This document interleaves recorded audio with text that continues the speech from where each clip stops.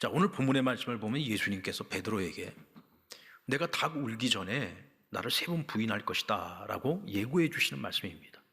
근데 이 예고의 말씀을 주시기 전에 먼저 예고하신 말씀이 있어요.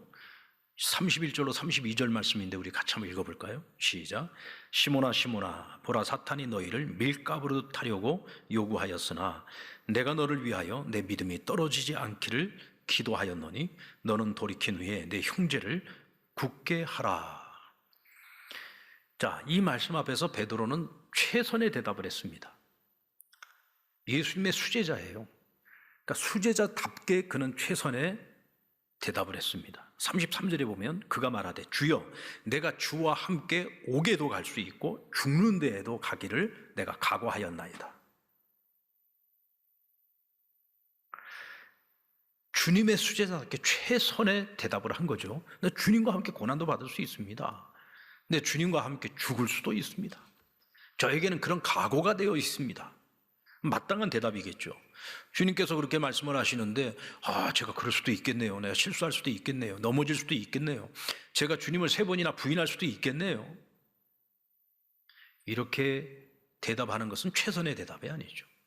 제자라면 이렇게 대답하는 것이 마땅한 것입니다. 주를 위해서라면 내가 죽을 수도 있습니다. 근데 결과는 어땠습니까? 그가 말한 최선의 대답처럼 그와 같은 길을 가지 못하고 오히려 정반대되는 길을 걸어갔잖아요. 결국 주님께서 예상하신 대로 주님 3번 부인했습니다. 그리고 자기 자신에 대한 실망감 때문에 깊은 낙심에 빠지고 말았죠. 근데 주님께서는요, 베드로가 그와 같이 호언장담을 할 때 그가 실패할 것을 이미 알고 계셨습니다. 그래서 그에게 뭐라고 말씀하십니까? 내가 나를 3번 모른다고 부인했다고 할지라도 너무 낙심하지 말고 너무 절망하지 마라.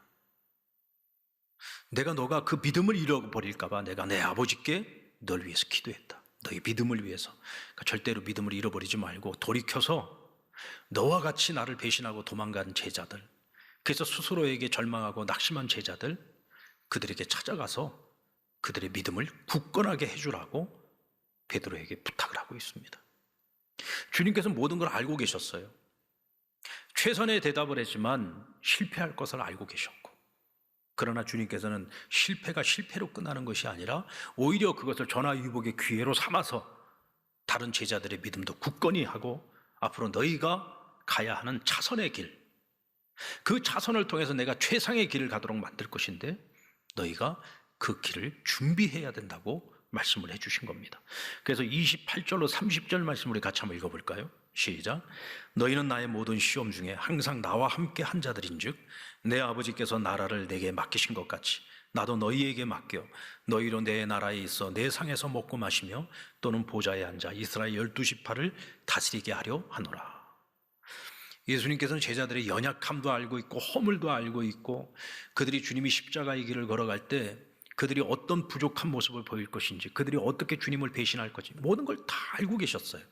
그러나 주님께서 최종적으로 목표하고 있는 것은 뭡니까? 그런 제자들과 더불어서 언젠가 때가 되면 하나님 아버지의 나라를 함께 다스릴 자들로 그들을 세우시겠다는 겁니다. 그러니까 그들의 인생에서 어떤 실패를 하든지 상관이 없어요. 왜냐하면 결국은 하나님께서 그들로 하여금 주님과 함께 아버지의 나라를 다스릴 자들로 삼으시겠다는 겁니다. 우리는 여기서 무엇을 예측할 수 있느냐? 주님께서는 그들의 실패를 통해서도 차선의 길을 예비하고 계시고 그 차선의 길이 최상의 길이 되도록 만드실 하나님의 계획을 가지고 계시는구나라고 하는 것을 우리가 알 수 있는 거죠. 바로 이 점이 그리스도 안에서 살아가는 자들에게 주어지는 차선의 은혜인 겁니다. 주 안에서 살아가는 이들은요, 그래서 언제나 최선의 삶을 살아가야 합니다. 자, 여러분들, 최선의 삶을 살아서 최선의 열매를 맺는다. 이거보다 더 기쁜 일이 없겠죠. 더 감사한 일이 없겠고요. 근데 여러분, 우리가 살아봐서 알지만 최선의 길을 걸어간다고 해서 모두가 다 최선의 열매를 얻는 것은 아닙니다. 자, 올림픽에 나가는 선수들이 모두가 다 금메달, 은메달, 동메달 따는 거 아니잖아요. 정말 극히 소수의 선수들만이 그와 같은 영광의 자리에 설 수 있는 겁니다. 대부분 모든 선수들은 차선의 길을 가든지 아니면 차차선의 길을 가든지 아니면 아쉽게 사위를 해서 메달을 따지 못하든지. 대부분의 선수들이 올림픽에서 실패를 경험하죠. 그 중에서 메달을 따는 선수는 정말 극히 소수입니다. 그리고 사실 금메달의 색깔도 역시 마찬가지예요. 누가 금메달을 따느냐, 누가 은메달을 따고 동메달을 따느냐, 사실은 극히 아주 근소한 차이로 인해서 순위가 결정이 되는 겁니다. 그리고 대부분의 사람들, 대부분의 선수들은 내가 원하는 최선의 결과가 아니라 원치 않은 차선의 결과를 얻게 되는 경우가 거의 대부분이죠. 그래서 여러분, 남과 비교하지 말고 어제의 나와 비교하라는 말이 있어요. 선수들이 경기장에 나가서 최선을 다할 때는요, 목표가 최선의 결과라기보다는 어제의 나와 비교를 해서 오늘의 내가 더 좋은 성적을 내고 땀의 열매를 내가 거두었을 때 우리는 거기에 만족할 수 있어야 된다는 거. 꼭 메달을 따야만 성공하는 것이 아니라는 거죠. 어제의 나보다 오늘의 내가 오히려 더 좋은 결과를 얻을 수 있다고 한다면 그만큼 내가 성장하고 그만큼 내가 발전한 것입니다. 우리는 그것을 목표로 해야 된다는 거죠. 이번 올림픽에서 우리나라 선수 가운데 메달은 따지 못했지만 육상 높이뛰기에서 4위를 한 선수가 있어요. 우상혁 선수라고. 사실 우리나라 이 육상 선수들이 올림픽 무대에 나가서요, 한국 신기록을 기록을 하고 또 전체 경기에서 4위까지 올라간 경우는 정말 극히 드문 경우입니다. 예전에 마라톤에서 우리나라 이봉주 선수가 그 금메달을 딴 거를 제외하고는 육상에서는 거의 메달을 따본 적이 없죠. 이 4위를 했다라고 하는 건 이건 정말 대단한 일을 한 겁니다. 근데 우리가 더 이 선수를 높이 사는 것은 비록 메달을 따지는 못했지만 메달을 딴 선수 그 이상으로 자신이 이번에 그 만들어낸 그 기록, 그 결과가 한국 신기록을 넘어섰단 말이죠. 그 순간에 그가 얼마나 기뻐했는지 모릅니다. 비록 메달은 따지 못했지만 매 순간마다 최선을 다하는 모습을 보여줬고 화이팅하는 모습을 보여주었고 또 그가 보여주었던 선수로서의 정말 매너가 모든 그 외신들의 주목을 받을 만큼 모범적이었다는 겁니다. 우리 인생의 올림픽에서도 최선의 보상보다는 끊임없이 자기 성장을 가져오는 최선이 더 값진 것이 아닐까라는 거죠. 성공하는 사람은 땀을 흘리지 침을 흘리지 않는다는 말이 있습니다. 여러분, 땀과 침의 차이가 뭡니까? 둘 다 액체지만 땀은 염분을 가지고 있어서 썩지 않고 침은 금방 썩습니다. 성공한 사람을 보면서 그가 성공하기까지의 과정을 보면서 도전을 받고 나도 그 사람처럼 최선의 길을 걸어가야겠다. 끊임없이 노력을 통해서 자기 성장, 자기 발전을 이루어가는 사람은 성공한 사람이라고 할 수 있죠. 그래서 성공하는 사람들은 땀을 흘립니다. 그러나 남의 성공의 결과만을 보면서 그것을 부러워만 하고 시기 질투만 하는 사람은 침을 흘리죠. 부러워만 하는 겁니다. 이런 사람에게는 발전이 없는 거예요.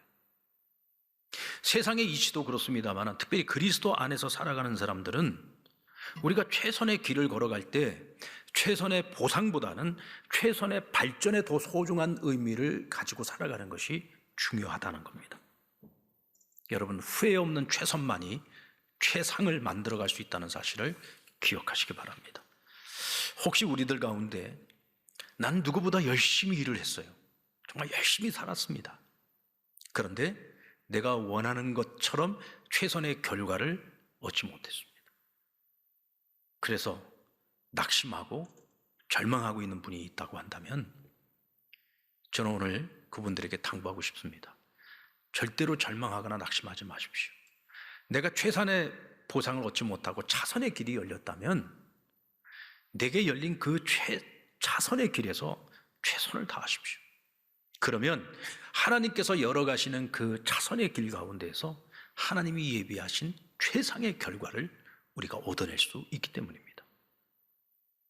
때로는 믿는 자에게 내가 기대하고 바랬던 최선이 아닌 경우가 굉장히 많이 있어요.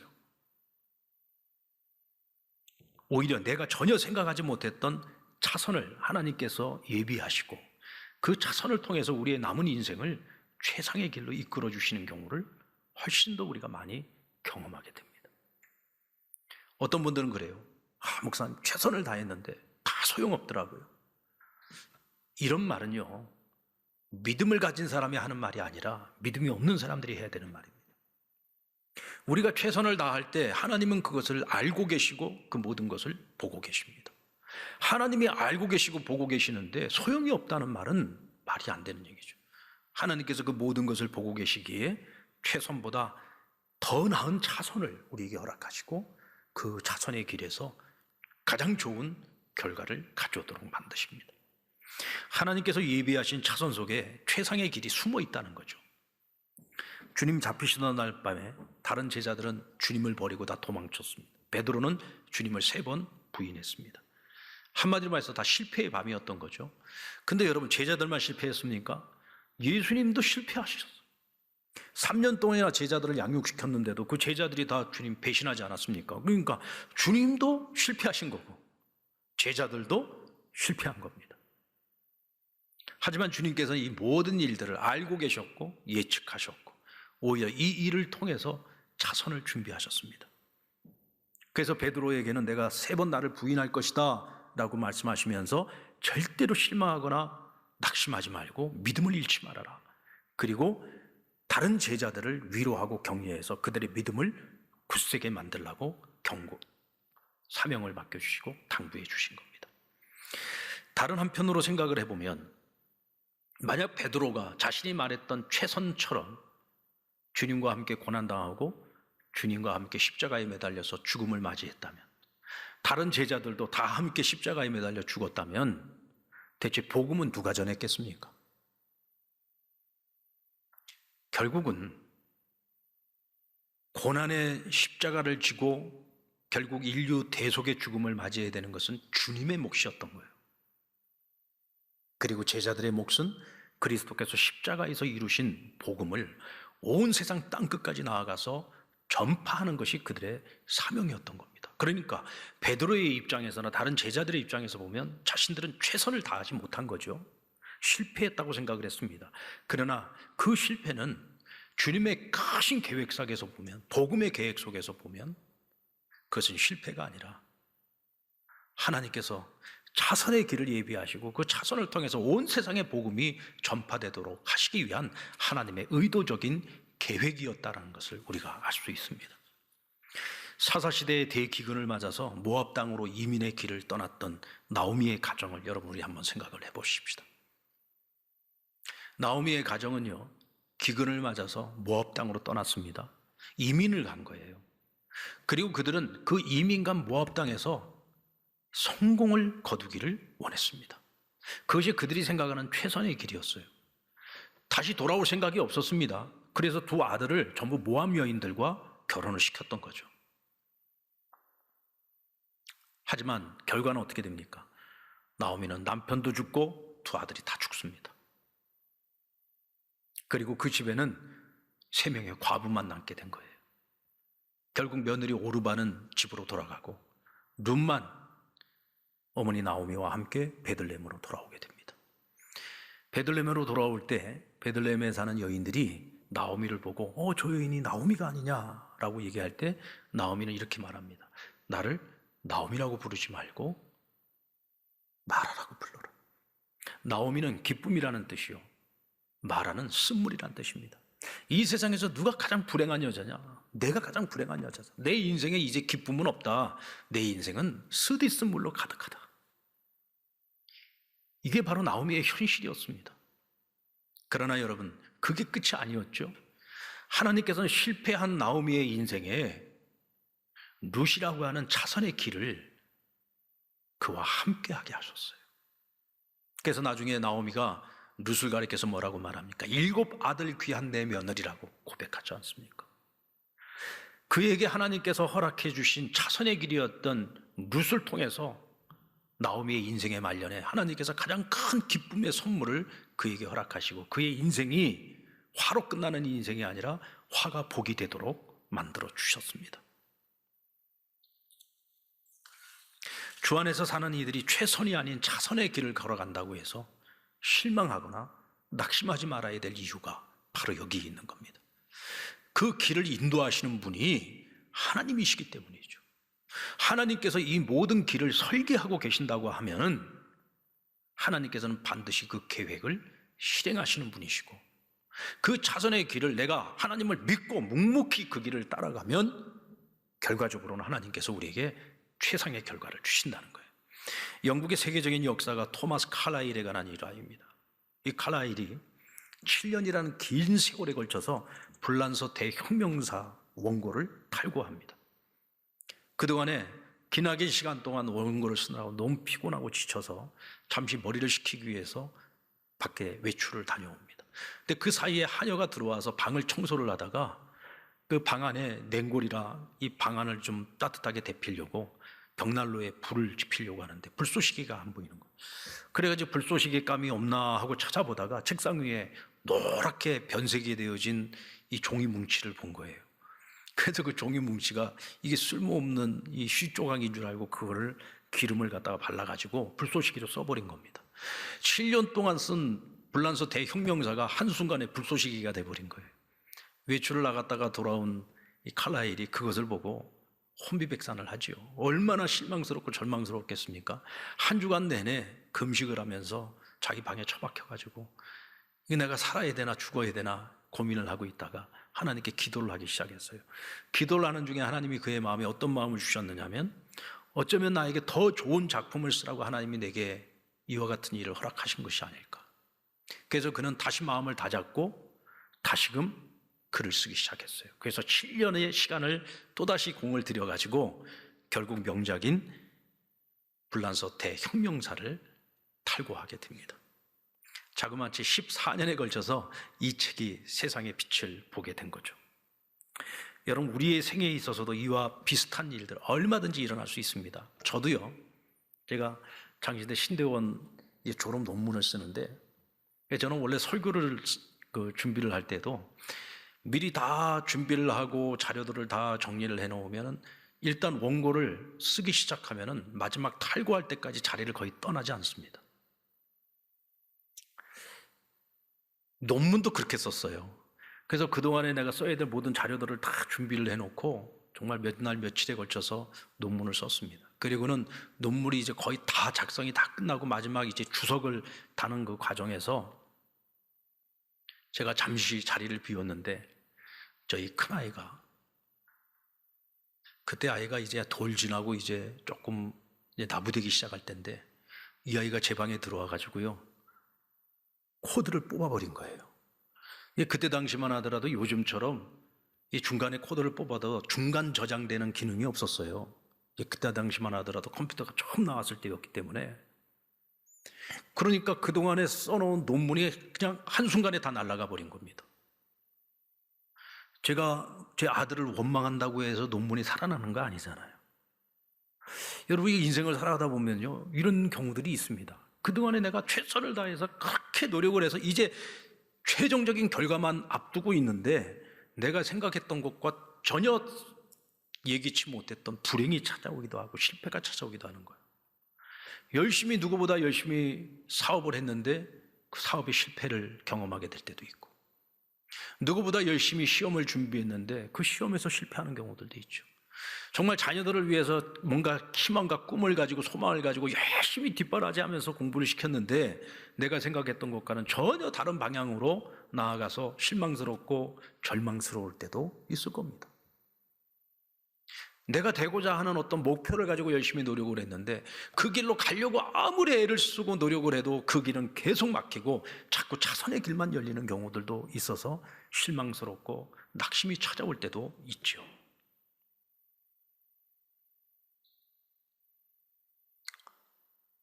여러분, 이럴 때 우리는 어떻게 해야 됩니까? 저희 교회 자매 가운데 정말 오랜 시간 동안 아나운서의 길을 가기 위해서 열심히 준비해 온 자매가 있어요.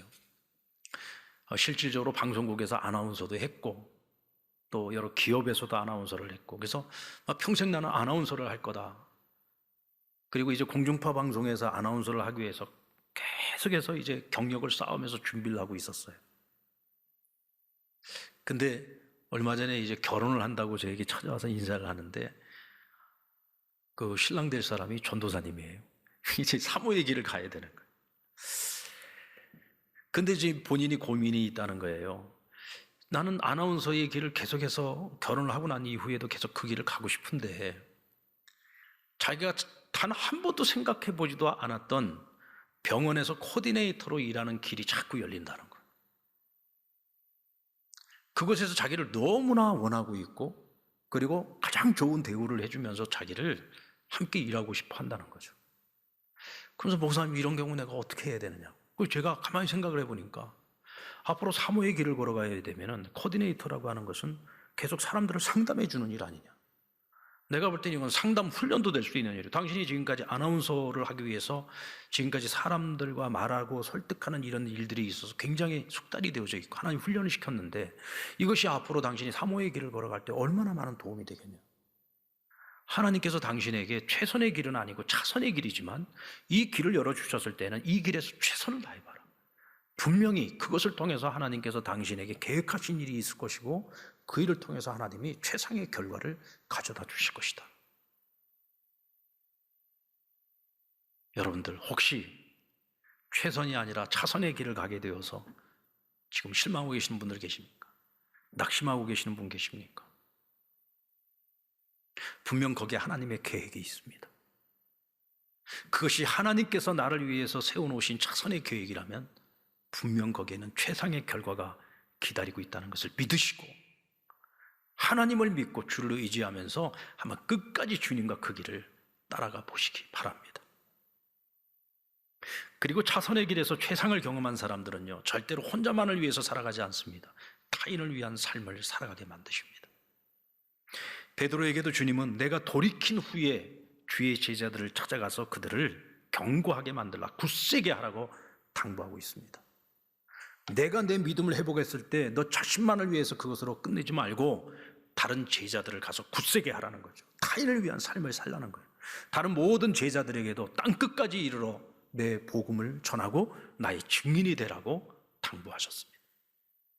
주님께 사랑의 빚을 진 제자들은, 실패를 경험했던 제자들은 주님께서 열어놓은 그 차선의 길을 통해서 그들은 예루살렘이 아닌 땅끝으로 나아가서 각기 자신의 땅끝에서 주님에게 진 그 사랑의 빚을 가지고 끝까지 주의 복음을 전하며 그의 인생들을 마감했습니다. 여러분, 모세 역시도 마찬가지 아닙니까? 나이 40세에 그는 자신의 정체성을 깨닫고 자기 민족인 이스라엘을 위해서 내가 할 일이 무엇인가, 이스라엘의 해방을 위해서 내가 이제는 나설 때라고 생각을 하고 그가 뭔가를 하고자 할 때 그는 큰 실패를 경험하게 됩니다. 그가 가고자 했던 최선의 길이 막혀버리고 오히려 광야의 도망자가 되고 미디안의 목동으로 40년 세월을 보내게 됩니다. 그리고 그 40년을 마치고 그의 나이 80이 되었을 때 하나님께서 그에게 찾아오셔서 이스라엘의 구원자로 그를 사용하시겠다고 그에게 사명을 맡겨주셨죠. 여러분, 그런 생각 안 해보셨습니까? 모세가 만약 미디안 광야에서 40년 동안 양치기를 하면서 양치기일전정 최고의 양치기가 되기 위해서 그 자리에서 최선을 다해서 살아갔기에 하나님께서 그에게 이스라엘을 구원할 민족의 지도자로 그를 세운 것이지, 만약 그가 늘 좌절과 절망과 낙심에 빠져서 나 같은 것이 무엇을 할 수 있을까? 절망에 빠져서 그냥 허송세월을 보냈다면 과연 하나님께서 그에게 그와 같이 위대한 사명을 맡기셨을까? 저는 모세가 보낸 그 광야에서의 40년은요 결코 헛되게 보내지 않았을 거라고 생각합니다. 그는 그 자리에서 내가 할 수 있는 선에서 최선을 다했습니다. 그런 모세를 모시고 하나님께서 그에게 민족의 지도자로 그를 세우신 것이라고 저는 믿습니다. 혹시 지금 여러분이 서 있는 자리가 내가 생각하는 최선의 자리가 아니라 차선의 자리라고 해서 여러분 절대로 낙심하지 마십시오. 오히려 그 차선의 자리에서 최선을 다하고 있다고 한다면 그런 여러분 자신에게 박수를 쳐주십시오. 나 자신에게 박수를 쳐주세요. 차선의 길을 가고 있다고 절망하거나 낙심하지 않고 최선을 다하고 있는 나에게 박수를 쳐주십시오. 혹시 아직도 절망하고 좌절하고 낙심하고 있다면 그런 나에게 괜찮다고 말해주십시오. 그리고 다시금 그 차선의 길에서 최선을 다하며 주님께서 계획해 놓으신 그 최상의 결과를 얻기 위해 나 자신을 응원하고 또 주님과 함께 최선을 다해서 그 길을 달려갈 수 있는 저와 여러분 되기를 바랍니다. 우리 뒤에는 이 모든 것을 계획하시고 오늘도 우리를 도와주시는 하나님이 함께하고 계십니다. 그분을 의지하고 자선 속에 숨어있는 최상의 길을 함께 찾아갈 수 있는 저와 여러분 되기를 주님의 이름으로 축원합니다.